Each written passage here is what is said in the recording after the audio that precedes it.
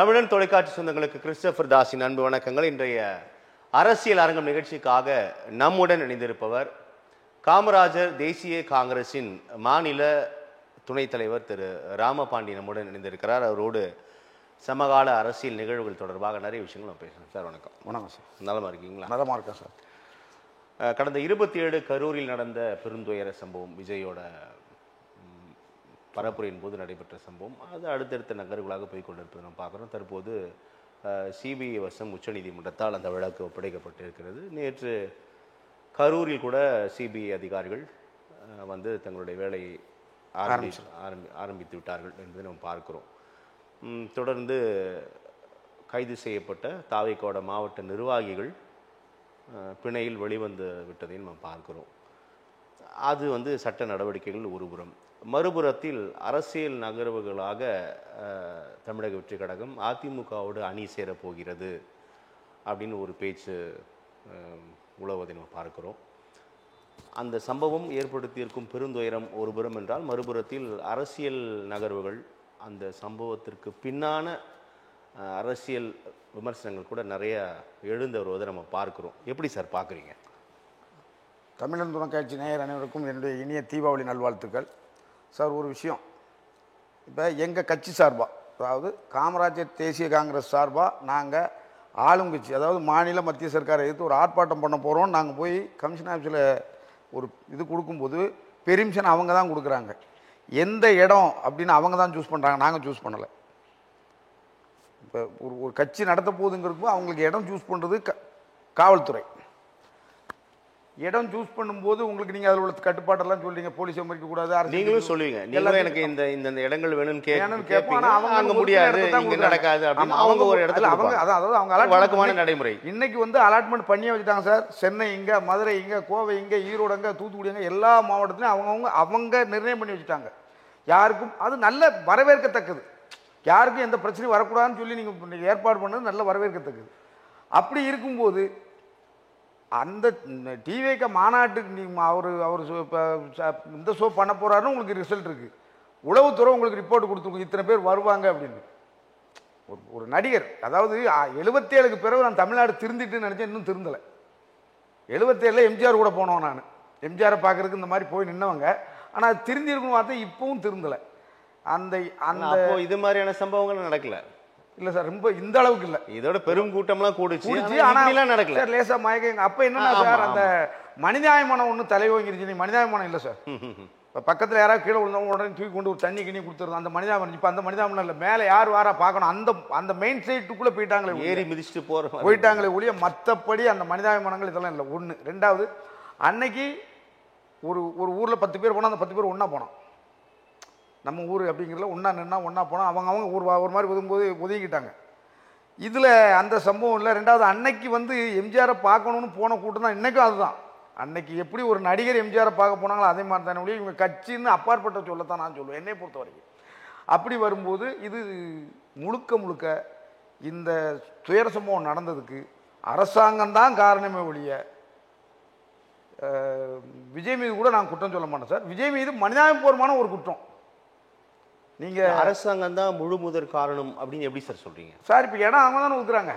சரி, இந்த இடத்துக்கு அவங்க ஒதுக்குறாங்க. சரி, 3:30 மணிக்கு வர்றவர் 7:30 மணி வரைக்கும் வரல, நீங்க என்ன பண்ணணும்? உங்ககிட்ட அந்த அதிகாரம் இருக்கு. நீங்க வரல, நீ கூட்டம் நடத்தக்கூடாதுன்னு சொல்லக்கூடிய அதிகாரம் உங்ககிட்ட இருக்கா இல்லையா? இது ஏன் காவல்துறை செய்யல? அப்படி களத்துல எந்த அரசியல் கட்சிக்குமே அப்படி பண்றது இல்லையா சார்?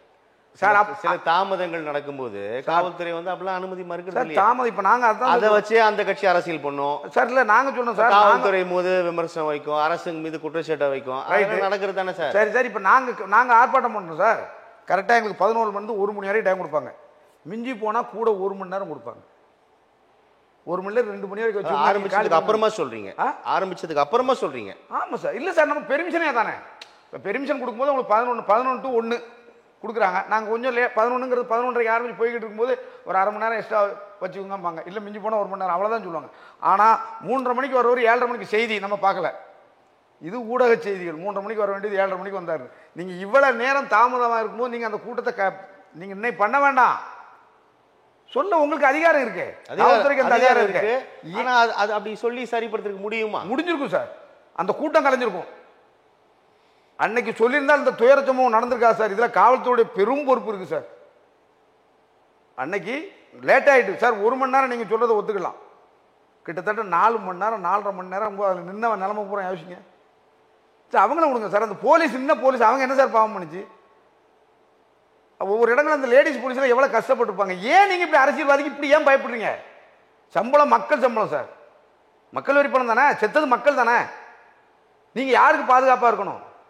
டயம் ஆகிட்டு 3:30 5 மணி இதுக்கு மேலே நான் எங்களால் முடியாது, உங்கள் ப்ரோக்ராம் கேன்சல் பண்ணுங்கன்னு சொல்ல ஏன் இவங்களுக்கு ஒரு அந்த ஒரு மனப்பக்குவம் ஒரு மனதைரியம் ஏன் வரல? அனுமதி கேட்டது 10,000 பேர், ஆனால் களத்தில் வந்து ஏறக்குறைய 30,000 பேர் அப்படின்னு நிறைய கருத்துகள் போகுது. அப்போது அந்த நேரத்தில் ஒரு 20-25,000 பேர் கூடியிருக்கிற இடத்துல உங்கள் தலைவர் வந்து தாமதமாக வந்துட்டார் அப்படின்ற காரணத்தை வச்சு அனுமதி மறுத்து எல்லாம் கலைஞ்சு போங்க அப்படின்னா இதே பிரச்சனை அப்போ தானே தொடர்ந்து. அவங்கள நீங்கள் ஏன் சொல்லி அவங்களை தொடர்பு பண்ண வேண்டாம் சார். இல்லை, கூடிய கூட்டத்தை பெர்மிஷன் கேட்டது யார்? அப்படி கலைச்சிட முடியுமா? முடியும் சார். பெர்மிஷன் கேட்டது யார்? அந்த மாவட்டத்தோட நிர்வாகி. ஐயா அங்கே வாங்க, நிலைமை சரி கிடையாது, நீங்கள் பேசியிருக்கலாமே, பேசுனீங்களா? என்னுடைய கேள்வி. அவரை கூப்பிட்டு இப்போ நீங்கள் அரெஸ்ட் பண்ணிட்டீங்க. சம்பவம் சார் என்னைக்குமே பண்ணி பிணையில வெளில வந்துட்டு இல்லை சார், அரெஸ்ட் பண்ணிட்டீங்க. அது நீங்கள் சம்பவம் நடக்கிறதுக்கு முன்னாடி இந்த ஏற்பாடு பண்ணியிருந்தா கூப்பிட்டு சொல்லியிருக்காங்க. இல்லை சார் இனிமேல் நீங்கள் இதானா நாளைக்கு நீங்கள் பொறுப்பு நீங்கள் தான் ஏற்கணும் அப்படி ஒரு எதையாவது நீங்கள் ஒரு கண்டிஷனை போட்டிங்கன்னா அவங்களும் யோசிச்சுப்பாங்களே சார். அவங்க உடனே தலைமைக்கு தெரிவிப்பாங்க, இப்படி இருக்குது இந்த சூழ்நிலை நமக்கு இப்படி ஆயிரும் அப்படிங்கிற ஒரு பயம் இருக்குன்னு சொல்லியிருந்தா சார். உயிர் சார், 41 பேர் உயிர். இவங்க நீங்கள் என்ன தான் சார் அள்ளி கொடுங்க சார், அது அந்த உயிருக்கு ஈடாக வந்துருமா? 10 லட்ச ரூபா இந்த சம்பவம் நீங்கள் தலைப்பிலே குறிப்பிட்டீங்க திரு ராமபாண்டி. அதாவது எம்ஜிஆர் இருக்கும்போது நான் இதே மாதிரி பார்க்க போனேன், நானும் அந்த வயதில் போயிருக்கேன் அப்படின்னு சொல்லியிருக்கீங்க. இந்த சம்பவம் வந்து இந்தியாவிலே வேற எங்கேயுமே நடக்கல. ஆமாம் சார். வேற எந்த அரசியல் கட்சி தலைவர்கள் இப்படியான பேரணியில் எங்கேயுமே இப்படி ஒரு சம்பவமே நடக்கல. தமிழகத்தில் நடந்திருக்குது. எல்லாமே சொல்கிறது அவர் ஒரு உச்ச நடிகர், திரை கவர்ச்சியில் போய் பார்த்தாங்க அப்படின்னு. அப்போது மக்களோட மனநிலையிலும் சில மாற்றங்கள் வேண்டும் தானே? நிச்சயம் சார். அது ஏதோ ஒரு டிவியில் ஒரு ப்ரோக்ராம் போட்டிருந்தாங்க சார். அவர் சொல்கிறார், ஒரு தவறு நடக்கும்போது அந்த தவறுக்கு போய் நீங்கள் என்ன பண்ணுறீங்க, போலீஸ் ஸ்டேஷன் போனோன்னா உங்கள் பவரை வச்சு அந்த தவறை சரி கட்டி கூப்பிட்டு வந்துடுறீங்க. ஒன்று. ரெண்டாவது, ஒரு 100 ரூபா கொடுக்கான் 200 ரூபா கொடுக்கானா நீங்கள் அதை வாங்கிட்டு ஓட்டு போடுங்க. முதல்ல மக்கள் திருந்துங்க. அவர் தெளிவாக சொல்லிருக்காரு, அது மக்கள் திருந்துங்க, தானால அரசியல்வாதிகள் திருந்துவாங்க. இது அன்னைக்கில் என்றைக்கோ சொல்லிட்டாங்க சார். என்றைக்கு நம்ம ஓட்டு போட்டுக்கிறோமோ இப்படி கை நீட்டுறோமோ திருப்பி நம்ம போகும்போது அவங்க சொன்னதை கேட்டு தான் ஆகணுங்கிற நான் ரொம்ப காலமாக சொல்லியிருக்கேன். இப்போது அங்கே வந்தவங்க வந்து ரசிகர்கள், தொண்டர்கள், பொதுமக்கள் அப்படின்னு 3 பிரிவுகளாக கூடியிருந்ததா சொல்கிறாங்க. தாவேகாவுமே சரி, விஜயுமே சரி, கர்ப்பிணி பெண்கள் வராதிங்க, முதியவர்கள் வராதிங்க, குழந்தைகளை கூட்டு வராதிங்க அப்படின்னு பல அறிவுறுத்தல்களை சொன்னதுக்கு அப்புறமும் அப்படியான கூட்டம் அங்கே கூடியிருக்கிறத நம்ம பார்க்குறோம். அதுக்கு தானே சார் சொன்னேன், 77 மாதிரி தான் இன்னும் இருக்குது தமிழ்நாட்டில் இருக்கிற மக்கள். இன்னும் அந்த விழிப்புணர்வு இல்லை சார். அன்னைக்கு ஒரு காலகட்டம், இன்னும் அதுவும் ஒரு விஷயம் சார். அன்னைக்கு காலகட்டம் எம்ஜிஆர் நாங்கள் திரையிலாம் பார்க்க முடியாது, டிவியில் பார்க்க முடியாது. அன்னைக்கு இருந்த காலகட்டத்தில் மக்கள் கூடின கூட்டத்துக்கும் இன்னைக்கு வளர்ந்துருக்கிற நம்ம நாகரிகத்தில் வீட்டில் உட்காந்து நீங்கள் பார்க்கலாமே டிவியில். அது அப்போது அந்த இடத்துல இப்படியான நிலையில் அரசாங்கம் எப்படி முழு பொறுப்பு ஏற்க முடியும்னு நான் கேட்குறேன் சார். அதை தான் என்ன சொல்கிறேன், ராமபாண்டி அங்கே போகாதீங்க சார், அங்கே பல்ல இருக்குன்னு சொல்ல முடியும். ஆமாம் சார். நீங்கள் போய் கீழே விழுந்து என்னை வந்து தடுத்திருக்க வேண்டும் சொல்கிறதுல அது எப்படி எனக்கு புரியல சார். உங்களுடைய தடுக்க வேண்டுமானா அப்படின்னா தடுக்கணும் தான், அதை நான் ஏற்கிறேன். அரசாங்கத்திற்கும் பொறுப்பு இருக்குது, அரசாங்கம் மட்டுமே பொறுப்பேற்க வேண்டும்ன்றது சரியான்னு கேட்குறேன். அதுதான் சொல்கிறேன். நீங்கள் 4 மணிக்கு 3:30 மணிக்கு வர்றவர் 5:30 மணி வரைக்கும் வரல, நீங்கள் இந்த கேன்சல் பண்ணுங்கன்னு ஏன் இவங்க சொல்லலை? பண்ணியிருக்க வேண்டும், பண்ணியிருக்க வேண்டும். கட்டாயம் இவங்க பண்ணியிருந்தால் அந்த இறப்புகள் தவிர்க்கப்பட்டிருக்கும். என்ன கொஞ்ச நேரம் கத்துவாங்க, அதுதான் சொல்கிறேன். அப்போ நீங்கள் அரசியலை தான் பார்க்கக்கூடிய பொதுமக்களுடைய நலனா பார்க்கலை, அது அரசியலாக கொண்டு போகத்தான் சார். இப்போ இது நாளைக்கு இவர் வரல, இதுக்கு பேர அங்கே எல்லாத்தையும் பார்த்துருப்பீங்க, அங்கே நிற்கிற அந்த சின்ன ஏன் அந்த கால் எடுக்கலன்னு நினைக்கிறீங்க? இப்போ ஒரு 4:30 மணி மாதிரி எப்போ 1/2 மணி நேரம் பார்த்தோம், 1 மணி நேரம் பார்த்தோம், உங்கள் தலைவர் வரல, வாய்ப்பு இல்லை, கலைஞ்சு போங்க அப்படின்ற அந்த எப்படி சொல்றது, அந்த அதிகாரம் காவல்துறைக்கு இருக்குது, மாவட்ட நிர்வாகத்திற்கு இருக்கிறது. ஆனால் அப்படி பண்ணல, ஏன் பண்ணல? அதுதானே சார் கேட்க. அப்போ அவங்களுடைய என்னன்னா எந்த அரசியல் கட்சிக்காரங்களையும் பார்க்கக்கூடாது, பொதுமக்கள் எப்படி போனாலும் கவலை இல்லைங்கிற எண்ணத்துக்கு வந்துட்டாங்கன்னு நாங்கள் நினைக்கிறோம். அது மாவட்ட நிர்வாகம் அப்படி யோசிக்குமா? காவல்துறை அப்படி யோசிக்குமா? சார் யோசிக்கலன்னு நீங்க ஏன் பண்ணல? அரசியல் கட்சி ஆட்சியாளர்கள் ஒரு வாதத்திற்காக அப்படி யோசிப்பாங்க. சரி சார். அந்த மாவட்ட நிர்வாகம் காவல்துறை அப்படி யோசிக்குமா? ஆமா, அப்ப ஏன் நீங்க செய்யல? எங்க கேள்வி அதான். நீங்க ஏன் அந்த உங்க வேலையை நீங்க மத்த எல்லாரையும் விட்டுருங்க சார். உங்கள் வேலை உங்களுக்கு கொடுத்த டைம் 3:30 மணிங்கிறது நீங்கள் 5 மணி வரைக்கும் பார்த்தீங்க. அந்த இப்போ நிர்வாகத்தை கூப்பிட்டா யார் உங்கள்கிட்ட இங்கே வாங்க பெர்மிஷன் கேன்சல் ஆகிட்டு கூட்டம் இன்னைக்கு நடக்கக்கூடாது எல்லாத்தையும் கலைஞ்சு போய் சொல்லுங்க. நாங்கள் சொன்னால் வேறு மாதிரி இருக்கும், நீங்களே சொல்லுங்கன்னு ஏன் இவங்களுக்கு அந்த அறிவுறுத்தல் கூட பண்ணலை? இல்லை அதையும் மீறி செஞ்சிருந்துச்சுன்னா இன்றைக்கி நீங்கள் சொல்கிற மாதிரி விஜய் தான் காரணம்னு சொல்லிட்டு போயிடலாம், மாவட்ட செயலாளர் புள்ளி ஆரம்பிட்டு போயிடலாம். ஆனால் நீங்கள் உங்கள் கடமையில் ஆரம்பத்தில் தவறிடல. நீங்கள் சொல்கிற ஒரு வாதத்துக்கு நான் ஏற்றுக்கிறேன் திரு ராமபாண்டி. ஆனால் விஜய் அந்த அந்த குறிப்பிட்ட பகுதிக்கு வந்தவுடன் அங்கே இருக்கக்கூடிய துணை கண்காணிப்பாளர் டிஎஸ்பி வந்து சில எச்சரிக்கைகளை விடுத்திருக்கிறார், அவர் சில தகவல்களை பகிர்ந்து கொண்டிருக்கிறார். அதை மீறி தான் அவர் போனார் அப்படின்றதும் தகவல் உறுதி. அப்போ நம்ம என்ன பண்ணலாம் சார்? அப்போ நான் டிஎஸ்பி லெவலில் சொல்கிறாரு சார் வேணாம் சார், அது லேட்டு சார், அசாதாரணமான நிலை இருக்குன்னு சொல்கிறாரு. அதுக்கப்புறமும் நீங்கள் போகிறீங்க, அது லேட்டு தானே சார்? சார் உங்கள் டைம் என்ன? 3:30, நீங்கள் பெர்மிஷன் வாங்கணும் 3:30, சரி 5 மணி வரைக்கும் பார்த்துட்டீங்க இல்லை. அதுக்கப்புறம் நீங்கள் வந்தவர்கிட்ட சொல்லும்போது கூட்டம் அதாவது அந்த எதிர்பார்ப்புகள் அதிகமாயிடும். அந்த பையங்க தண்ணி குடிச்சிக்க மாட்டாங்க, பசியில் இருந்துப்பாங்க. ஆனால் ஒரே மெயின் செட் என்னன்னா விஜயை பார்க்கணும், அந்த மெயின் செட் தான் இருக்காங்க. அதுதான் சொன்னேன், தமிழ்நாட்டை 77 இருந்த நிலைமை இன்னும் மாறலை அப்படின்னு. அந்த மெயின் செட்டில் இருக்கும்போது இவங்க யார் அவரை சொல்ல வேண்டிய காரணமே இல்லைன்னா உள்ள நீ மறிக்கலாம் சார். கார் தானே போறாரு, ஏன் முன்னால் உங்களுக்கு மறிக்க முடியல? கரூருக்கு போகிறதுக்கு முன்னாடி மறிச்சு உங்களுக்கு பெர்மிஷன் கிடையாது சார் சொல்ல உங்களுக்கு ஏங்க அந்த அந்த அந்த ஒரு அதிகாரம் அந்த காவல்துறைக்கும் அந்த மாவட்ட நிர்வாகத்துக்கும் இருக்கா இல்லையா? இருக்கு, ஆனால் பண்ணல. அது ஏன் பண்ணல? அதனால சொல்றோம் அரசாங்கம் தான் அதுக்கு பொறுப்பு. அதுக்கப்புறம் கேட்குறாங்க ஏன் மாவட்டத்தை அரெஸ்ட் பண்ணியா, விஜயை அரெஸ்ட் பண்ணல? இந்த கேள்விக்குள்ளெல்லாம் நம்ம போக வேண்டாம். நீங்கள் ஆரம்பத்தில் அதாவது சார் அந்த சூர்யா ஒரு படத்தில் சொல்லுவார், சிங்கம் 2ல் ஆந்திராவில் ஒரு குற்றவாளியை கண்டுபிடிக்க போவார். அப்போ அவருக்கு அந்த முதலமைச்சர் கூப்பிட்டு கேட்பார், எந்த ஒரு முன்னேற்றமும் இல்லை, யாருன்னே தெரியலன்னு.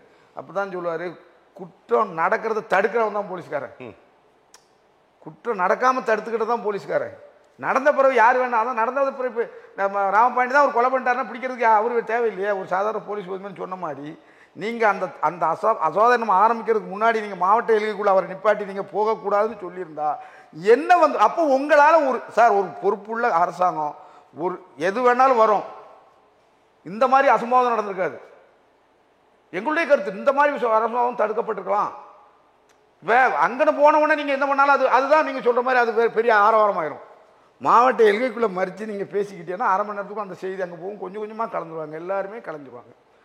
அந்த ஒரு சில தீவிரவாதியாக இருப்பாங்க, அரசியலில் தீவிரவாதியாக இருக்கிறவங்க நிற்பாங்க, அப்படி இப்படிப்பாங்க, அவ்வளோதான், வேற ஒன்றும் வராது. இப்போது 2 விஷயம், இது வந்து விபத்து தான், கவனக்குறைவு, பொறுப்பின்மை அப்படின்னு ஒரு தரப்புலையும், மற்றொரு தரப்புல இல்லை இது வந்து திட்டமிட்டு செஞ்சுருக்காங்க, உடனே முதலமைச்சர் வராரு, உடனே துணை முதலமைச்சர் வராது, 2-3 அமைச்சர்கள் வராங்க, இரவோடு இரவாக பிரேத பரிசோதனை சொல்கிறாங்க. அதுக்கு நேற்று சட்டமன்றத்தில் கூட முதலமைச்சர் துறை சார்ந்த அமைச்சர் கூட பெரிய விளக்கத்தை தந்து விட்டார்.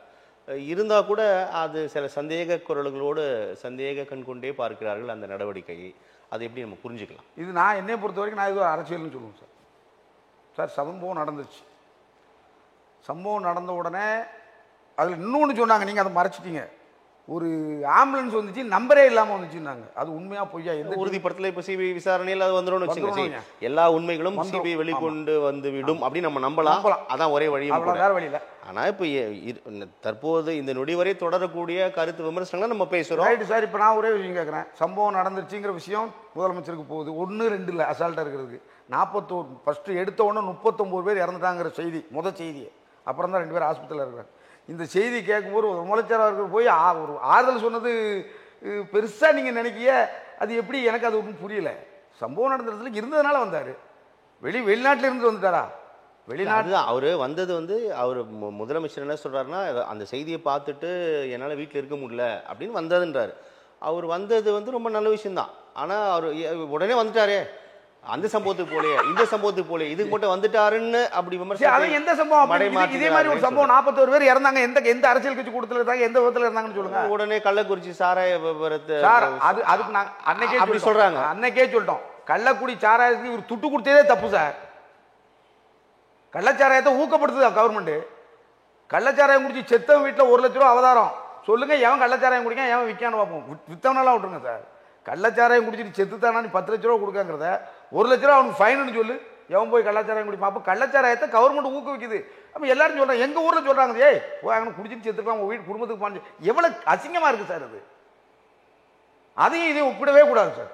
சொல்றாங்கன்ற அதான் அரசியல், அது அவங்க பேசுற அரசியல். நான் என்ன சொல்றேன்னா, அன்னைக்கு அவர் போகக்கூடாது, நாங்க சொல்றது போகவே கூடாதுதான். இது நீங்க சொன்ன மாதிரி ஒரு விபத்து, எதிர்பாராம நடந்த விபத்து தான். இருந்தாலும் பொறுப்பின்மைங்கிறத தான் நம்ம பேசுறோம். இந்த விபத்தை தடுத்திருக்க முடியும், அது தடுக்க முடியாது. அது என்னதான் போனாலும் அது தடுக்க முடியாது. பொண்டாடி தெரியாம போய் குடிச்சிட்டு என்ன படுத்துக்கிறது செத்து போயிட்டாலும் அது யாரும் ஒன்றும் பண்ண முடியாது. அது அவங்களா ஏற்படுத்திக்கிட்ட ஒன்று. இது இயற்கையாக நடந்தது. இந்த நடப்பை அன்னைக்கு அரசாங்கமும் மாவட்ட நிர்வாகம் நினைச்சிருந்தால் தடுத்திருக்கலாம்ங்கிறது எங்களுடைய வாதம். அவ்வளோதான். இப்போ இந்த சம்பவத்துக்கு அப்புறமா சில நிறுவனங்களால் அங்கு சில செய்திகள் வந்ததை நான் பகிர்ந்துக்கிறேன்.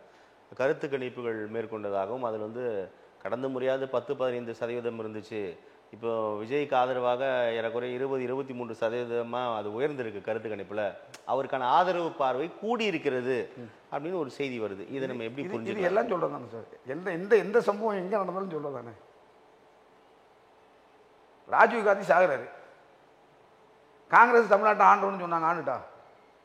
அதுவும் அந்த கருத்து கணிப்பு தான். ராஜீவ் காந்தி தமிழ்நாட்டில் கொலை பண்ண உடனே தமிழ்நாட்டில் அவர் அந்த காங்கிரஸ் கட்சி வளர்ந்துரும்னு சொன்னாங்க. வளர்ந்துருச்சா? அப்போ வெற்றி பெற்றது அல்லவா? எங்க வெற்றி பெற்றது? அதை தொடர்ந்து நடந்த தேர்தலில் பெரும் வெற்றி பெற்றுச்சு இல்லை சார்? வெற்றி, அதை சொல்கிறேன் நான், வெற்றி பெற்றது சார், அதுதான் சொல்கிறேன். இப்போ ஒன்றும் இல்லை, நான் அன்னைக்கு ஒரு 60 அடி கம்பத்தில் லைட்டு கட்டிக்கிருக்கேன். ராஜீவ் காந்தியை கொண்டுட்டாங்க, கீழே இறங்குறேன்.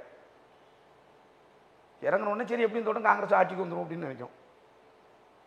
அது நடந்த மாநிலத்தில் அவங்களால அதை மீறி ஒரு கல் எடுத்து வைக்க முடியல. இந்தியாவில் ஆளுங்கட்சியாக வந்தது அது ஓகே, அது நம்ம அன்னைக்கு அந்த சூழ்நிலை தானே. அது இல்லைன்னா இருக்கா இல்லையா நமக்கு கணிக்க முடியாது, அதை வச்சுக்கணும். ஆனால் தமிழக அரசியலில் எந்த மாநிலத்து அரசியல் நீங்கள் ஒப்பிடவே முடியாது சார். ஏன் அப்படி ஒப்பிட முடியாதுன்னு நினைக்கிறீங்க? உண்மைதான். இல்லை, கேரளாவில் ஒரு சின்ன விஷயம் சார். கேரளாவில் வச்சுக்கோங்க, கரெக்டாக 5 வருஷம் காங்கிரஸ் ஆச்சு, 5 வருஷம் கம்யூனிஸ்ட் ஆகும். நல்லா பாருங்கள், நம்ம மாநிலம் அப்படி இருந்தது இல்லையே. கரெக்டாக 10 வருஷம் இல்லை 15 வருஷம், 10 வருஷம் இல்லை 15 தொடர்ச்சி ஆளுவாங்க. அப்போ இப்போ சொல்லுவாங்க, இப்போ நீங்கள் சரி நீங்கள் இதை வேணா நினச்சுங்க, இந்த எலெக்ஷன் வரட்டும், இந்த எலெக்ஷனில் திமுக சம்பாதிச்சு வச்சிருக்கு, திமுக காசை கொடுத்து ஜெயிப்பான்னு சொல்லுவாங்களா சொல்ல மாட்டாங்களா? இது வந்திருக்கா வரலையா? இதுக்கு முன்னாடி எல்லா கட்சியும் தானே கொடுக்குது. அதுதான் எல்லா கட்சியும் கொடுத்தாலும் வாக்குக்கு காசுன்றது எந்த கட்சி கொடுக்காம சார், எந்த கட்சி கொடுத்தாலும் அதுதான் அதில் உள்ள பிரச்சனையே. இவங்க நாங்கள் 5 வருஷம் சும்மா இருந்தோம், எங்களுக்கு வருமானம் இல்லை, அவங்க வருமானம் பார்க்காங்க, அதனால கொடுக்காங்க. இது எல்லா கட்சியும் அதிமுக திமுக சொல்லு, திமுக அதிமுக சொல்லு. சரி, இந்த சம்பவம் கரூர் இந்த விவகாரம் உண்மையில் உள்ளபடியே தமிழக வெற்றி கழகத்திற்கு என்ன பலனை கொடுக்கும்னு சொல்றீங்க சார்? 2 நிலையில் பார்க்கணும் சார். நாங்கள் நீங்கள் அந்த குழந்தையை பறி கொடுத்தவங்க, இந்த சம்பவத்துக்கு நம்ம பிள்ளை போகலைன்னா நம்ம பிள்ளை உயிரோடு இருந்து போய் நினைப்பாங்க. உண்மையா இல்லையா? அவங்க மனநிலை. அப்போ அவங்ககிட்ட அது ஒரு விரிவு வருது. ஐயோ, ஆனால் பிள்ளைகளை பறிகொடுத்தவர்கள் கூட பெரிய அதிருப்தியை அந்த கட்சி மீதும் அந்த தலைவர் மீது வைக்கிறத பார்க்கலையே. நம்ம களத்தில் இப்போ அது பெருசாக ஒரு விபத்தாக தானே கடந்து போகக்கூடியதை நம்ம பார்க்குறோம், யதார்த்தம் பார்க்குறோம். கடந்து போகிறதா சார்? நீங்கள் என்ன வேணால் சொல்லிடலாம், நம்ம பேசிடலாம், அவங்கள சொல்ல வச்சிருக்க ஒன்றும் இல்லை. இந்த மெட்ரோ ட்ரெயின் வந்தோடனே ஒரு சம்பவம் நடந்தது, உங்களுக்கு ஞாபகம் இருக்கா இல்லையா இருந்தது? ஸ்டாலின் ஒருத்தர் அடிச்சுட்டாரு, நாங்கள் தீ பரவிச்சு. கொஞ்ச நேரத்தில் அவன் அதெல்லாம் ஒன்றும் இல்லை, என்னை தோலை பிடிச்சி கொடுத்தாருன்னு சொல்லிட்டேன். இந்த சம்பவத்தை என்ன நினைக்கிய? மறந்துடுவாங்கன்னு சொல்றேன். அவ்வளோதான் சார் தமிழ்நாட்டு மக்களுடைய. ஏன்னா இப்போ இன்னைக்கு கரூர் சம்பவம், அடுத்த ஒரு சம்பவம் தான், கரூர் சம்பவத்தை மறந்துடுவாங்க. ஸோ இது தேர்தல் காலத்தில் எந்த பாதிப்பையும் விஜய்க்கு ஏற்படுத்தாதுன்னு சொல்றீங்களா? அவருக்கு கூடுதல் பலம் சேர்ந்து சொல்றீங்களா, இல்லை சரியும்னு சொல்றீங்களா? ரெண்டும் புரிஞ்சுக்கலாம். இல்லை, ரெண்டும் உண்டு. ஒரு பக்கம் நான் சொன்னேன் இல்லையா, என்னுடைய மனநிலையில இருந்து பார்த்தா அந்த சரிவும் உண்டு. அப்படி இல்லை வேணும்னு இதை வந்து அரசியலாக பார்க்குறவங்க அதான் சொல்ல போகிறாங்க. கூட்டத்தை கலைக்கணும் இப்படி வம்பு பண்ணிட்டாங்க, அதே பேசிட்டாங்க, முன்னாள் அமைச்சர் தான் உள்ள எல்லாம் பண்ணி விட்டாரு அப்படின்னு சொல்லி பேசுகிறாங்க. அது நீங்கள் சொன்ன மாதிரி சிபிஐ விசாரணை வந்தப்பறம் தான் தெரியும். ஆனால் அந்த இப்போ ஒரு ஆணையம் அமைச்சிருந்தவங்க வந்து அது வந்து அது கூட அவங்க கருத்து கூட தப்பு சார். அவங்க என்ன வேணால் கேட்கட்டும். இது நான் நேற்று சன் டிவி செய்தியில் பார்த்த விஷயம். அதாவது விஜய் லேட்டாக வந்தது தான் காரணம்னு தான் சொல்கிறாங்க. நான் என்ன கேட்குறேன், லேட்டாக வந்ததுக்கு நீங்கள் எப்படி பெர்மிஷன் கொடுத்தியா? முதலமைச்சரும் அதான் பதிவு செய்கிறார். சட்டசபையிலே முதலமைச்சரும் அவர் தாமதமாக வந்தது தான் காரணம் என்பதை முதலமைச்சரே பதிவு செய்கிறார். நான் என்ன சொல்றேன், ஏன் நீங்கள் தாமதமாக வந்தவனுக்கு நீங்கள் ஏன் அந்த பெர்மிஷனை கொடுத்தீங்க, ஏன் அதை ரத்து பண்ணலை? இதை சட்டசபையில் யார் கேட்டா? எல்லாத்தையும் கேட்குறாங்க. நாங்கள் சட்டசபையில் இதை எதிர்கட்சியிலேருந்து யாராவது கேட்டாங்களா? இல்லை ஆளுங்கட்சி யாருமே கேட்கல. எதை கேட்டுக்கலாமே சார், லேட்டாக வந்ததுதான் காரணம். ரைட், அவர் லேட்டாக வந்தோன்னு நீங்கள் அந்த கூட்டத்தை நிப்பாட்டியிருந்தா இப்போ அதான் கேட்குறாங்க. அப்போ விஜய் கண்டி நீங்கள் பயப்படலான்னு முதலமைச்சரை பார்த்து கேட்குறாங்க. இது நானா சொல்ல, இது பொதுவான வழியில் வந்தது. சம்பவம் நடந்து ஏறக்குறைய 20 நாட்கள் கடந்துருச்சு. இன்னும் களத்திற்கு வந்து விஜயும் அடுத்தடுத்த நிர்வாகிகளும் அங்கே போய் பாதிக்கப்பட்டவர்களை சந்திக்கல. சந்திக்க முடியல. குறைந்தபட்சமா இறந்தவர்களுக்கு ஒரு மெழுகுவர்த்தி ஏந்தி அஞ்சலி செலுத்துவதும் கூட முடியல. அதாவது பாதிக்கப்பட்டவர்களை சந்தித்து ஆறுதல் கூறுவதும் ரொம்ப சம்பிரதாயமான நிகழ்வு தமிழக அரசியல் களத்துல. அதை கூட செய்யல. அதை செய்யறது கூட ஒரு முன் அனுபவம் இல்லை, தெரியல. நீங்க என்ன கட்சி நடத்தி என்ன ஆட்சியை பிடித்து என்ன பண்ண போறீங்க அப்படின்னு தாவேக்காவுக்கு எதிரான விமர்சனங்கள் காத்திரமா தொடர்கிறத பார்க்கணும். எப்படி பார்க்கலாம்? இது நான் போன பேட்டியில உங்களுக்கு சொல்லிட்டேன். கட்சிங்கிறது என்னன்னு தெரியாம தான் நடத்துறாரு. இன்னும் எங்க மாவட்டத்தில் அடிச்சுட்டு இருக்காங்க. தூத்துக்குடி மாவட்டத்தில் அடிச்சுட்டு இருக்காங்க. மாவட்ட செயலாளரே போடல. வடிவேல் சொன்ன மாதிரி பேஸ்மெண்ட்டும் ஸ்ட்ராங்கா இருந்தா தான் பில்டிங் எழுப்ப முடியும். நீங்க பேஸ்மெண்ட்டுமே சரியா இல்லையே. அது ஒரு பக்கம். ரெண்டாவது, இதுக்கு இப்போ நீங்கள் சொன்ன கருத்துக்கு போலீஸ்கிட்ட பெர்மிஷன் கேட்கும், கொடுக்க மாட்டேங்காங்கன்னு சொல்கிறாங்கன்னா நமக்கு செய்தி வருது. விஜய் வந்து அந்த இதை போய் பார்க்கக்கூடாது, பெர்மிஷன் கொடுக்க மாட்டேங்க போலீஸ் அப்படின்னு. அப்போ அவங்களுக்கு அந்த அனுபவம் இல்லைன்னு சொன்னால் கூட பார்க்கணுங்கிற எண்ணம் இருந்து அவங்க அந்த ஏற்பாடு பண்ணுறாங்கிறது நமக்கு தெரியுது. இது இவங்க சொல்கிறது வந்து இது தவறான கருத்து. அந்த மனப்போக்கம் இல்லைன்னு சொல்கிறது தவறான கருத்து. அவங்களுக்கு பெர்மிஷன் கொடுப்பேன். ஒரு சம்பவம் நடந்த உடனே இப்போ நான் கொடுக்க மாட்டேன்றாங்க. இப்போ நான் போய் உங்ககிட்ட வரணும்னு நீங்கள் பெருமையும் கொடுத்தா சார் வர முடியும். வராதேன்னு சொன்ன பிறகு அதுதான் நான் என்ன சொல்கிறேன். இன்னைக்கு நீங்கள் இவ்வளோ கண்டிஷன் போடுறவங்க அன்னைக்கு அந்த 5:30 மணிக்கு மேலே நீங்கள் வராதிங்கன்னு தடுத்து நிப்பாட்டி இருந்தால் இந்த துயர சம்பவம் நிகழ்ந்து இருக்காது. அதில் வந்து உள்நோக்கம் இருக்குன்னு சொல்கிறீங்க. உள்நோக்கம் இல்லை சார். அதாவது அது எப்படின்னா, நமக்கு என்ன ஒரு பொறுப்பின்மை, அரசாங்கத்துக்கும் காவல்துறைக்கும் மாவட்ட நிர்வாகத்துக்கும் ஒரு பொறுப்புணர்வு இல்லாமல் போச்சுன்னு நாங்கள் சொல்கிறோம். இப்போ அந்த பொறுப்பின்மை இவ்வளோ பெரிய பெரும் துயரம் அரங்கேறி விட்டது. ஆமாம், வழக்கு சிபிஐ வசமும் ஒப்படைக்கப்பட்டு விட்டது. அப்போ அந்த பொறுப்பின்மை உறுதியாக கேள்விக்குள்ளாக்கப்படும் அல்லவா? இப்போ நிச்சயமா சார். இப்போ நான் இப்போ விசாரிப்பேன். சிபிஐ நீங்கள் சொல்லி சிபிஐ என்ன விசாரிக்கட்டும், என்ன விசாரித்தாலும் 3:30 மணிக்கு வர வேண்டியவர் 7:30 மணி வர்றது வரைக்கும் மாவட்ட நிர்வாகம் என்ன பண்ணுச்சு? இது சாதாரணமாக நானே கேட்குறேன். அதான் சொல்கிறேன். அப்போ அவங்க கேட்பாங்களே, இதை கேட்காட்டா கூட இனிமேல் இன்னைக்கு செய்தி பார்த்தவங்க யாராவது கேட்பாங்க இல்லையா? இப்போ நம்ம பேட்டியை பார்த்தவங்க யாராவது, ஆமாம் அவர் சொன்னது சரிதானே, ஏன் இவர் 3:30 மணிக்கு வர்றவர் 5 மணி வரைக்கும் பார்த்துட்டு இல்லை வராதிங்கன்னு சொல்லி இவங்க தடுத்திருந்தா இந்த சம்பவம் நடந்திருக்காரு இல்லை? ஸோ இதை சிபிஐ வந்து உறுதியாக கவனத்தில் கொள்ளும் கொள்ள வேண்டும். கொள்ள வேண்டும் கண்டிப்பாக. சரி, இப்போ சிபிஐ வசம் இந்த வழக்கு ஒப்படைக்கப்பட்டு விட்டது. ஆனால் சிபிஐ வசம் ஒப்படைக்கப்பட்டு விட்டதாலே நீதி கிடைத்துவிடும் அப்படின்லாம் நம்ப முடியாது. ஏன்னா மத்திய புலனாய்வு அமைப்பான இந்த சிபிஐ தொடர்பாக நிறைய விமர்சனங்கள் முன்வைத்து வருவதை நம்ம பார்க்குறோம். எப்படி சார் பார்க்கலாம்? சார், இது இப்போ இந்த கேள்வி நியாயமான கேள்வி. இது தமிழ்நாட்டு மக்கள் எல்லாருக்கும் தெரிஞ்சு, தமிழ்நாடு மொத்தத்தில் இந்தியாவுக்கு எல்லாத்துக்கும் தெரிஞ்சுக்கணும். சிபிஐ ஒரு பொறுப்பாக வேலை செய்வாங்கங்கிற ஒரு நம்பிக்கை எல்லார்ட்டையும் இருந்த காலம் உண்டு. இருந்த காலம் உண்டு. இப்போ இல்லை சார், இவன் ஒரு பொருள் ஒன்றுமே இல்லை சார். சாதாரண ஒரு விஷயம், தகவல் உரிமை சட்டப்படி நம்ம ஒரு விஷயம் கேட்டால் உடனே கொடுக்கக்கூடிய அந்த மத்திய சர்க்காருடையது இன்னைக்கு வர லேட் ஆகுது சார். 30 நாளைக்குள்ள கொடுக்கணும். அது அந்த சட்டத்திட்டத்துக்கு உட்பட்டு. நான் ஒரு விவரம் கேட்குறேன், தகவல் உரிமை சட்டத்தில் விவரம் கேட்டேன்னா 30 நாளைக்குள்ள கொடுக்கணும். கொடுக்கவே மாட்டீங்க. அப்போ எப்படி நீங்கள் அந்த அது சிபிஐ விசாரிக்கிறது கரெக்டாக இருக்குன்றீங்க? இது ஒரு விசாரணை அமைப்பு அல்லவா? அது வந்து தகவல் உரிமை சட்டம் என்பது அதுதான் சார், தன்னாட்சி அதிகாரம் பெற்ற விசாரணை அமைப்பு சார். சரி, இப்போ ஒரு விஷயம் இதுங்க கோர்ட்டில் கேட்குறாங்க, சிபிஐ விசாரணை வேணும்னா கோர்ட்டு கொடுக்க மாட்டேங்க, கொடுக்க மாட்டேன்னு சொல்லி பஸ்ஸில் சில வழக்குகள் சொல்கிறாங்க. அப்படி ஆமாம், கொடுக்க மாட்டேன்னு. இதுக்காகலாம் நாங்கள் கொடுக்க முடியாது. சில முகாந்திரம் இருக்கும்போது தான் கொடுப்பாங்க. Right, okay. முகாந்திரம் இருக்கும்போது கொடுத்த கேஸை வச்சுக்கிடுவோம். சாத்தாங்குளம் பிரச்சனை என்ன சார் ஆச்சு? எத்தனை வருஷம் சார் ஆச்சு? சிபிஐ தானே விசாரிச்சுது. என்னத்தை கண்டுபிடிச்சாங்க? என்ன நடந்துச்சு? ஒரு சம்பவத்தை மறக்க வைக்கிறதா சார் சிபிஐ. அதான் சார் சொல்லுவேன். ஒரு சம்பவத்தில் நடந்த விஷயங்களை கொண்டு வந்து நீங்கள் யாருக்காவது ஒரு ஆளுக்கு அப்படி தண்டனை தமிழ்நாட்டில் வாங்கி கொடுத்துருக்காங்கன்னு சொல்லுங்க. மக்களுக்கு நம்பிக்கை வரணும்னா அதான் செய்யணும். இல்லை வேற என்ன பண்ணுறது அப்படின்னா? இது ஏன் இது நான் கேட்குறேன்னா, உயர்நீதிமன்றம் தாமா முன் வந்து வழக்கு எடுத்து வடக்கு மண்டல ஐஜி அஸ்ரா கர்க் தலைமையில் சிறப்பு புலனாய்வு குழுவை அமைக்குது தமிழக அரசு சார்பில். தமிழக அரசு ஒரு நபர் அருணா நீதி அரசர் அருணா ஜெகதீசன் தலைமையில் ஒரு ஆணையம் அமைக்கிறாங்க. இதுக்கு எதிராக தான் உச்சநீதிமன்ற வழக்கு போது உச்சநீதிமன்றம் சிபிஐ விசாரிக்குது. இப்போ நம்ம சிபிஐ மேலே இவ்வளவு உள்நோக்கம் இவ்வளவு சந்தேகங்களை பண்ணால் அப்போ வேற என்னதான் இது வந்து நீதி வெளியில் வருவதற்கான என்னதான் வாய்ப்பு இருக்குது? ஒரு வாய்ப்பு இல்லையே. இல்லையே சார், அதுதான் சொல்லி இப்போ ஒன்றும் இல்லை சார். அந்த ஒரு நபர் ஆணையம் என்ன சொல்றாங்க, முகாந்தரமே தவறு தானே அது. விஜய் லேட்டா வந்ததான் இந்த காரணம்னு சொல்ற நீங்க ஏன் லேட்டா வந்தவனே நீங்க வைக்கலன்னு கேட்க அரசாங்கத்தை கேட்க முடியலையே. அப்ப அதே அந்த முகாந்திரம் தப்பு தானே. அப்போ ஒரு நபர் ஆணையம் அதாவது ஒரு நபர் ஆணையம் அமைக்கணும், அது பொதுவா எல்லாத்துக்கும் சர்க்காருக்கும் மக்களுக்கும் சம்பவப்பட்ட இடத்துக்கும் நடுநிலையோட இருக்கணும்ல. இவங்க இல்லையே நடுநிலை. இது எப்படி நடுநிலைன்னு சொல்றீங்க? ஒரு நபர் ஆணையம் கூட நடுநிலை இல்லைன்னு எப்படி சொல்றீங்க? எப்படி சார் சொல்றீங்க? ஆரம்பிக்கிறாங்க அவங்க நேத்து செய்தியில சொன்ன விஷயம் நான் சொல்லல. அந்த ஒரு நபர் ஆணையம் அமைச்ச அந்த அம்மா நேரே செய்தியில சொல்றாங்க.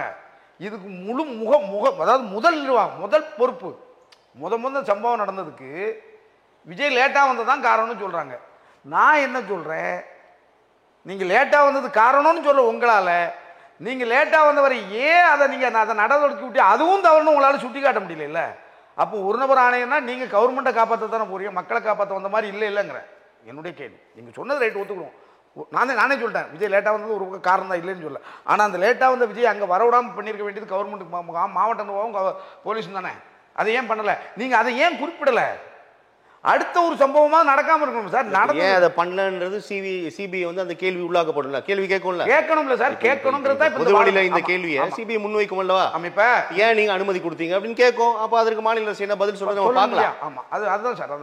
அதனால தான் சொல்றேன், அந்த சிபிஐ அந்த கேள்வியை கேட்டுட்டுனால் கேட்கணும்னு எதிர்பார்ப்போம். உறுதியா கேட்கும், நம்ம நம்பலாம் அப்படின்னு நம்புறோம். சொல்ற மாதிரி பொது வழியில எல்லாருக்கும் தெரியக்கூடிய கேள்வி சிபிஐக்கு கேட்கலன்னா அப்புறம் அதுதான் நம்ம சொல்ல விமர்சனம் தான் பார்க்கணும். ரெண்டு விஷயம் ராமபாண்டி, நம்ம இப்போ இதில் சட்ட நடவடிக்கைகள் தொடர்ந்து பேசுகிறோம். ஒருபுறம் சட்ட நடவடிக்கை, மற்றபுறம் இங்கே இருக்கக்கூடிய அரசியல் களம். அதிமுகவோடு ஏறக்குறைய அணி சேர்ந்து விட்டார் தமிழக வெற்றி கழகம். திராவிட முன்னேற்ற கழகம் பெரிதும் எதிர்பார்த்தது இந்த கரூர் சம்பவத்தோடு தாவேகாவோ விஜயோட ஆட்டம் க்ளோஸ் அப்படின்னு நினைச்சு எதிர்பார்த்து காத்து கொண்டிருந்தார்கள். ஆனா அது அப்படியே எதிராக திரும்பி விட்டது அப்படின்ற ஒரு விமர்சனம் முன்வைக்கப்படுது. எப்படி பாக்குறீங்க? எதிராக திரும்பிடுச்சு. நீங்க சொல்றீங்க அதிமுக சொல்றீங்க. ஆமா ஆமா. ஒரு ரெண்டே சின்ன கருத்து மட்டும்தான். இது இந்த சொன்னவங்களுக்கு நல்லா தெரிஞ்சிடணும். அதிகாரத்தில் பங்குன்னு சொல்லி தான் இவர் கட்சியை ஆரம்பிச்சாரு. அப்ப நான் தான் முதலமைச்சர் ஆரம்பிச்சிட்டாரு. அதுல ஆமா, என் தலைமையில் தான் கூட்டணி, நான் தான் முதலமைச்சர் வேட்பாளர்னு அவங்க தீர்மானமே போட்டாங்க. எடப்பாடியார் விட்டு கொடுத்துருவாரா? அது விஜய்க்கு தெரியும் தானே சார். வாய்ப்பு இல்ல. இது அவங்க ரெண்டு பேரும் சொல்லலையே. இப்ப இந்த வந்து வாய்ப்பு இல்ல. அப்புறம் எப்படி இது நடக்கும்? திமுகவுக்கு இது ஆப்போசிட்டா வரும்னு எப்படி சொல்றாங்கன்னு எனக்கு தெரியலையே. நீங்க அதிமுக அணி சேர மாட்டாருன்னு சொல்றீங்க. ஏறக்குறைய அப்படி போதே சார். சார் போனாலும் எடப்பாடி பழனிசாமி தாவேக கொடியை பார்த்து பெருசா மகிழ்ச்சி தெரிவிக்கிறாரு. பிள்ளையார் சுடி போட்டு விட்டதா அவரே சொல்றாரு. அதாவது கூட்டத்துல ஒரு கொடி வந்தது களத்துல. அப்போ அந்த கூட்டம் மட்டும் இல்ல, அதனை தொடர்ந்து நடைபெறக்கூடிய எல்லா கூட்டங்களுமே தாவேக கொடிகள் தென்படுகிறது. ஏறக்குறைய எல்லாமே வந்து அதிமுகவுடன் தாவேக அணி சேர்ந்து விட்டதாகவே தான் சார் பேசுறாங்க. அது உங்களுக்கு நீங்க நம்பலையாது? இல்ல, நான் எனக்கு நம்பிக்கை இல்லை சார். எந்த ஒரு ஊடகமாவது எடப்பாடியார விஜய் பார்த்தாரோ இல்ல விஜய் எடப்பாடியார் பார்த்து பேசினாங்கன்னு வந்திருக்கா? இல்ல, அது நடக்கல சார். அது சார் அதான் சொல்றேன். இந்த கேள்வி எனக்கு தெரிஞ்சு அப்படி நடக்கல. இன்னும் அவங்க சந்திப்பெல்லாம் நடக்கல. ஆனா ஏறக்குறைய இந்த காய்கள் நகர்த்தப்பட்டு விட்டது அப்படின்னு சொல்றாங்க ஒரு செய்தி. சரி, வரலாம். இல்ல சார், ஈரோடு கிழக்கு இடைத்தேர்தல் நடந்த பொழுது கூட தாவேகா இந்த கட்சிக்கு ஓட்டு போடும், அந்த கட்சிக்கு ஓட்டு போடும் அப்படின்ற சில கருத்துக்கள் வரும்போது அந்த பொதுச் செயலர் புசி ஆனந்த் தெளிவா சொல்லல, வாய்ப்பு இல்லை, யாருக்கும் ஆதரவு மாட்டான்னு சொன்ன அந்த தெளிவுபடுத்துறாங்க இல்லையா? அதே மாதிரி அதிமுக கூட்டணி இல்லைன்னு தாவேகா தரப்புல எந்த கருத்துமே இல்லை சார். ரொம்ப மௌனமா இருக்காங்களே. மௌனமா இருக்காங்க. எப்படி புரிஞ்சுக்கிறது? ரைட் சார், மௌனமா இருக்காங்கன்னு ஒத்துக்கணும். நீங்க சொல்ற மாதிரி அவங்க சொல்லலையேன்னு சொல்லிய நாங்க என்ன நினைக்கிறோம், இந்த ரெண்டு கட்சியும் இந்த முதலமைச்சர் பொறுப்பை பகிர்ந்துக்கிடுமா? ரெண்டு தான் விஷயம். ஒன்று, ஐயா நீ முதலமைச்சராக இருந்தால் நாங்கள் துணை முதல்வர். இதுக்கு ரெண்டு பேரும் ஏற்றுக்கூடக்கூடிய மனப்போக்கம் யார்கிட்ட இருக்கு? ஒருவேளை இப்போ அண்டர் டீலிங்ல பேசியிருக்கான்னு சொல்றீங்க. இது பேசி வெளியே பேசியிருக்கலாம். துணை முதலமைச்சராக ஒருவேளை விஜய் கூட ஆகலாம் சார். வந்தா சந்தோஷம். அப்படி ஒருவேளை கூட்டணி வந்தால் சந்தோஷம் தான். இல்ல, உங்க சந்தோஷத்தை கூட வைங்க. கல நிலவரம் எப்படி பார்க்கலாம்னு கேட்கிறேன் நான். இதுல எனக்கு அந்த உண்மைக்கு புறமானதான் சொல்லுவேன். இது ஒத்துக்கிடவே மாட்டாங்க சார். ஏன்னு கேளுங்க. எடப்பாடியார் வந்து அவங்க கட்சிக்குள்ள ஒரு முக்கிய அமைச்சராக இருந்த சிவி சண்முகம் சொன்னதே ஏற்றுக்கிடலை. உண்மைதானே அது? சொன்னார் இல்லையா, நம்ம எல்லாரும் ஒன்று சேர்ந்தா தான் ஜெயிக்க முடியும்னு.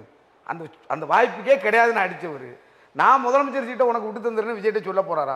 அதுக்கு நம்ம வாய்ப்பு இல்லை சார். அப்புறம் எப்படி சார் இதை பெரிய இல்ல சார், நம்ம யதார்த்தத்தை பேசலாம்ல. அவ்வளவு பெரிய கட்சி அதிமுக தன்னுடைய முதலமைச்சர் பதவி விஜய்க்காகலாம் கொடுக்காது சார். கொடுக்காதுல்ல. ஒருவேளை அணி சேர்ந்தால் தாவேகா தான் அதிமுக தாவேகாவுடன் அதிமுக சேர்றது லாஜிக்கலா கிடையாது. இல்ல நீங்க சொல்ற விஷயத்துல ஒரு விஷயத்துல எனக்கும் அதுல நீங்க சொல்ற மாதிரி உண்டு. ஏன்னா இந்த சம்பவம் நடந்ததுனால நம்ம இப்படி சேர்ந்தால் ஆமா வேறு அதாவது வழி இல்லாம வேற வழி இல்லாமல் விஜய் தள்ளப்பட்டு விட்டார். இனிமேல் நான் தான் முதலமைச்சர் சொல்ல முடியாது, நான் தான் என் தலைமையில் கூட்டணி சொல்ல முடியாது. அந்த வாய்ப்பு நழுவ விட்டது தான் சொல்றாங்க.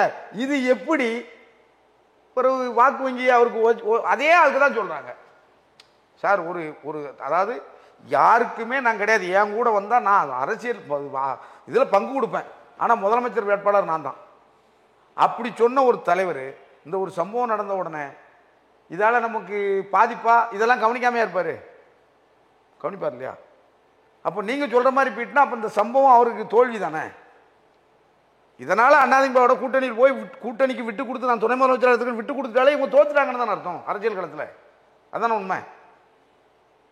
அப்போ மற்றவங்க நம்மள மாதிரி உள்ளவங்க நிலைமை என்ன, என்னையா இருந்தாலும் இப்பவுமே இப்படி போறான், நாளைக்கு இது அரசியல்வாதியோட போனால் அந்த பொதுமக்கள்கிட்ட வரும்ல, வராட்டல் நாங்கள் சொல்லிடுவோம் இல்லையா? எங்களுக்கு அதான சார் வேலை. சந்தர்ப்பாவதின்னு சொல்றாங்களே சார். சரி சார், சந்தர்ப்ப கூட்டணியா தமிழக அரசியல் களம் பார்த்தது தானே சார். அதைத்தான் சார் சொல்றேன். அப்படி வரும்போது இல்ல அப்படி வரும்போது அரசியல் களம் நிறைய பார்த்துச்சு நிறைய சார். இப்போ ஒரே ஒரு விஷயம் சொல்லுங்களேங்க, அதுல எல்லாரும் நினைக்கிறாங்க அந்த ஒரு வகையில தமிழ்நாட்டில் நடிகர்னு கட்சிக்கு வந்து ஒரு கூட்டணியில இருந்தும் தவறை சுட்டிக்காட்டி சட்டசபைகளில் சண்டை போட்ட ஒரே கட்சி தலைவர் யாருன்னா விஜயகாந்த் ஒன்று தான். எல்லாரும் அது மாதிரி வர முடியாது சார். அவ்வளோதான். இப்போ அவர் சத்தம் சொல்லிருக்காரு, நாங்கள் விஜயகாந்த் கூட்டம் போட்ட இடத்துலலாம் போட்டிருக்கோம் அப்படின்னு. சார் ஒருவேளை ஒரு வாதத்திற்காக தாவேகா அதிமுகவுடன் அணி சேருது, அது துணை முதலமைச்சர் ஆகிறாரோ இல்லை அமைச்சர் ஆகிறாரோ இல்லை ஒன்றுமே இல்லையோ விடுங்க, அதெல்லாம் அது அந்த கட்சியோட நிர்வாகிகள் தலைமையும் எடுக்கப்பட வேண்டிய முடிவு. ஒருவேளை அந்த அணி சேர்றாங்க சார், அதிமுக பாஜக தாவேகா இன்னும் தேசிய ஜனநாயகம் இருக்கக்கூடிய புரட்சி தமிழகம் ஏகப்பட்ட கட்சிகள் இருக்கு இல்லையா, மக்கள் முன்னேற்ற கழகம் உள்ளிட்ட, அதாவது ஏற்கனவே தேசிய ஜனநாயக பயணித்த கட்சிகள் எல்லாமே ஒரு அணியாக சேர்கிறது. இந்த பக்கத்துல திமுக கூட்டணி கட்சி என்ன சார் நடக்கும்னு நினைக்கிறீங்க சார்? இப்போதைக்கு உள்ள சூழ்நிலை உறுதியா அதிமுக வெற்றி வாய்ப்புகள் தமிழ்நாட்டை பொறுத்த வரைக்கும் சார், தமிழ்நாட்டை பொறுத்த வரைக்கும் இன்றைய சூழ்நிலையில் இன்னும் வருங்கால சூழ்நிலையில் பிஜேபியுடன் எந்த கட்சி கூட்டணி வச்சாலும் தமிழகத்தில் அது வாய்ப்பு 100% புதுசா வைக்கலையே சார். ஏற்கனவே நிறைய சட்டமன்றத்தில் உறுப்பினர்களாக போயிருக்கிறார்கள். வச்சு என்ன பண்ணிட்டு பாஜக வந்து 20 ஆண்டுகள் ஆயிடுச்சு சார். 20 ஆண்டு ஆகட்டும் சார். இப்போ ஒன்றும் இல்லை, அதாவது இதில் நல்லா இதை மெயினாக தெரிஞ்சுக்கிட வேண்டியது அனைத்து இந்திய அண்ணா திராவிட முன்னேற்ற கழகத்தினுடைய உறுப்பினர்கள் உங்கள் கட்சி அழிச்சுக்கிட்டு இருக்கு பிஜேபி. ஏன் சார் அப்படி சொல்றீங்க? இதே பாஜக திமுக கூட்டணி இருந்துச்சு சார், அப்பெல்லாம் திமுக அழியலையே சார். அது திமுக, அதுதான் சொல்றேன், திமுக ஒத்தப்பட்ட ஒரு தலைமை இருக்குது.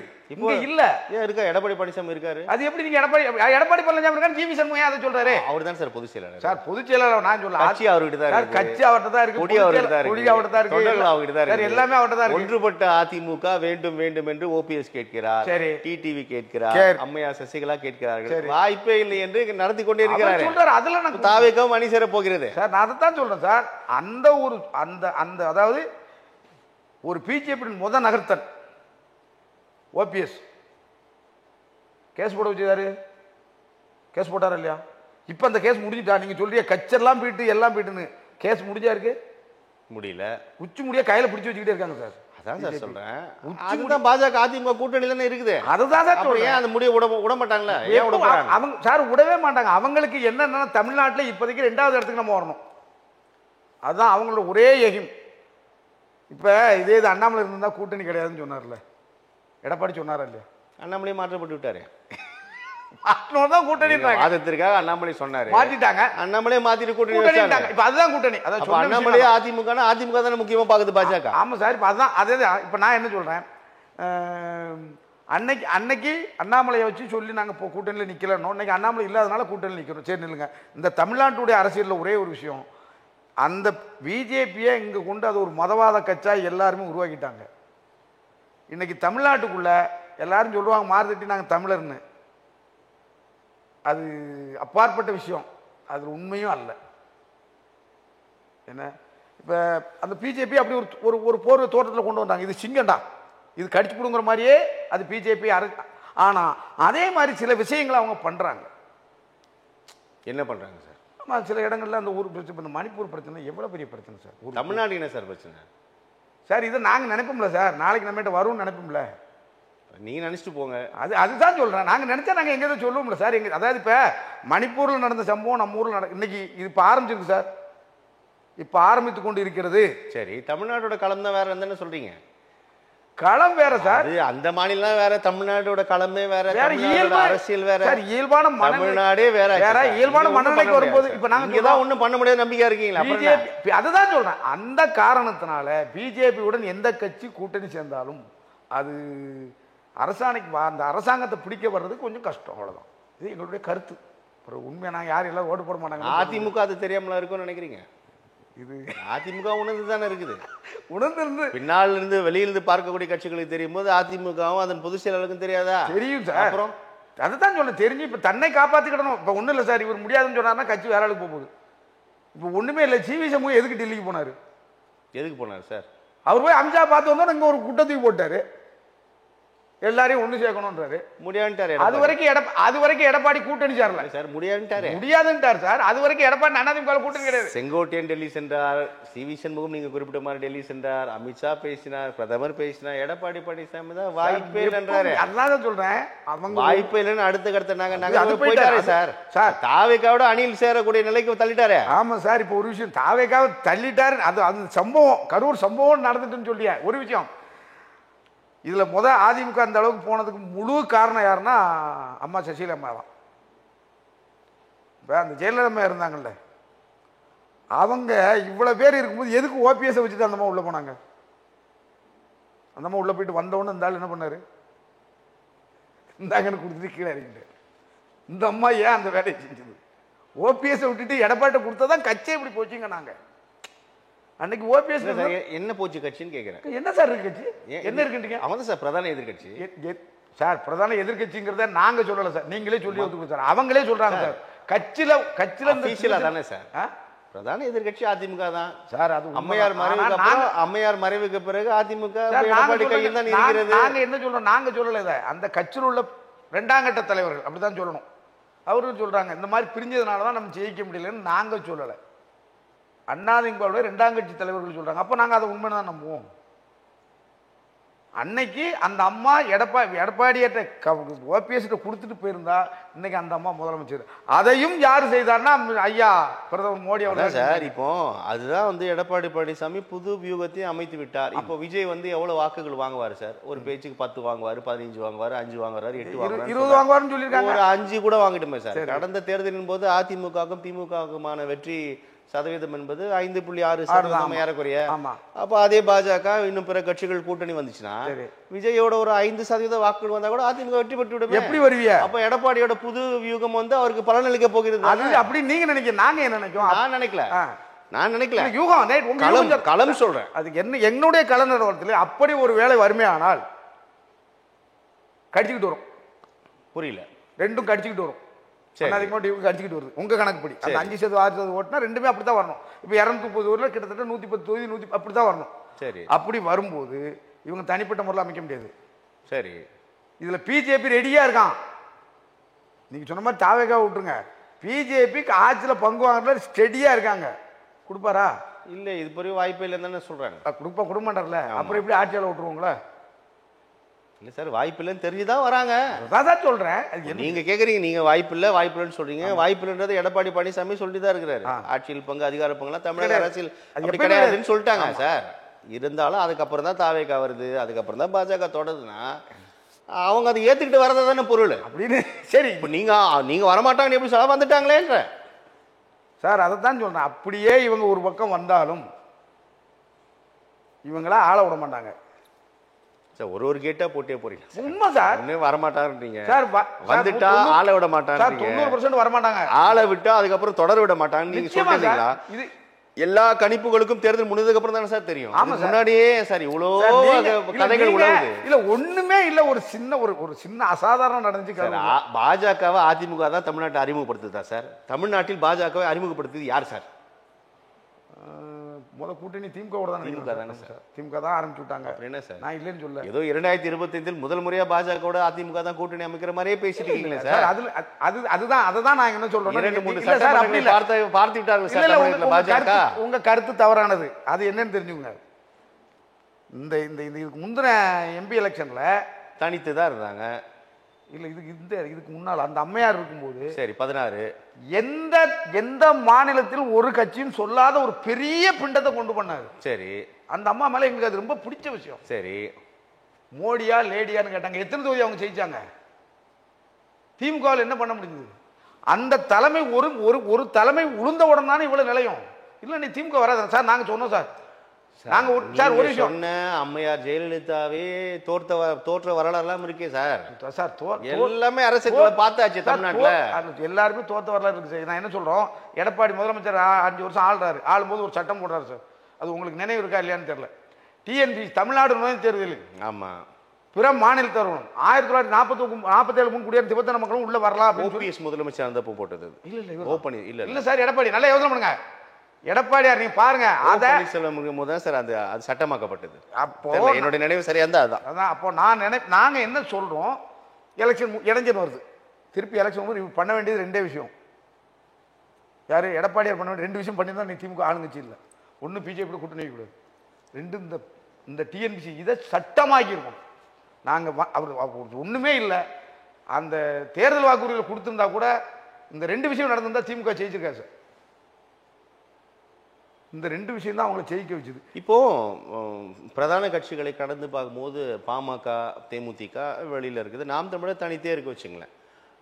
பாமக நேற்று கூட அதன் தலைவர் திரு ராமதாஸ் அவர்கள் அன்புமணி ராமதாஸ் தனி கட்சி ஆரம்பிப்பது நல்லது அப்படின்னு நேற்று கூட அந்த கருத்தை பதிவு செய்திருக்கிறார். ராமதாஸ் ஆமாம், ராமதாஸ் சொல்கிறார் அன்புமணி தனி கட்சி ஆரம்பிப்பது நல்லது, கட்சி எல்லாம் நான் இந்த தான், அதனால் வாய்ப்பே இல்லைன்ற மாதிரி நேற்று உறுதிப்படுத்தியிருக்காரு. எப்படி சார் பார்க்கலாம் இது? எனக்கு எப்படின்னா சார், அன்புமணி கொஞ்சம் பொறுமையாக தான் போயிருக்கணும். அதுக்கு உதாரணம் ஸ்டாலினே சொல்லிடுறேன். அவர் கட்டில் நடந்துக்கிட்டு இருக்கும் போது அவர் தான் முதலமைச்சர். யார்? கலைஞர் தான் முதலமைச்சர், இவர் துணை முதலமைச்சர் தான். ஏன் உங்களுக்கு அந்த பொறுப்பு வரல? அந்த பொறுமை ஏன் வரல? இப்போ எல்லாம் என்ன பேசுகிறாங்கன்னு தெரியாது. ஒரே ஒரு பிரச்சனை அடைஞ்சு, இந்த பொருளாளர் மாத்திர பிரச்சனை தான் இவ்வளவுக்கும் காரணம்னு சொல்கிறாங்க. இதையாவது புரிஞ்சுக்கிறாங்களா இல்லைன்னு தெரியல. பொருளாளர் திலகபாமா வேண்டான்னு சொல்லி ஐயா சொன்னதால அதுக்கு மறுப்பு தெரிவித்ததாகவும், இப்போ அதை இன்னொரு மாதிரி என்ன சொன்னாங்க, பேரனை யாரையோ உள்ளே கொண்டு வந்தார், அது முடியாதுன்னு சொன்னாருன்னு சொல்கிறாங்க. நான் என்ன சொல்கிறேன், யாரை வேணால் கொண்டு வரட்டும், நீங்கள் உங்களுடைய தலைமை பொறுப்பை காப்பாற்றினா நீங்கள் அவர் இருக்கிற வரைக்கும் அவர் பின்னாலே தான் நிற்கணும். சரி, இப்போ எந்த பாமக எந்த கட்சியோட போகும் சார்? இது பட்டவர்த்தனமாக தெரிஞ்சது சார். அன்புமணி பாஜக விட்டு வெளியே வர முடியாது, வந்தால் அவர் தூக்குவாங்க. ஸோ அதிமுக கூட்டணியோட அவர் போயிடுவார். திமுக சார் இந்த பிரச்சனையே அதுக்கு தான் சார் வந்தது. போன வட்டமே பாமக திமுக கூட்டணி தான். அதை விட இன்னொரு விஷயம், அதிமுக கூட்டணி பேசிட்டாங்க எம்பி எலெக்ஷன்ல. 5 மணிக்கு பேசி முடிச்சு வராங்க, காலையில் 7 மணிக்கு செய்தி வருது பிஜேபி பாமக பிஜேபியோட கூட்டணி எம்பி எலெக்ஷன்ல.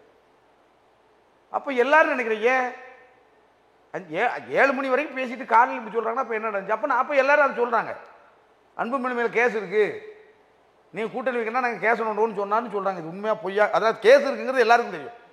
அன்புமணி மேல கேஸ் பெண்டிங்கில் இருக்கு எல்லாருக்கும் தெரியும். அதான் நான் போன வட்டம் சொல்லும்போது சொன்னேன், எல்லா கட்சிக்காரங்களும் சொல்றாங்க திமுக காரங்க மட்டும் போக மாட்டேங்காங்களே ஏன்? தேமுதிக நிலைப்பாடு எடுக்கணும்னு நினைக்கிறீங்க சார்?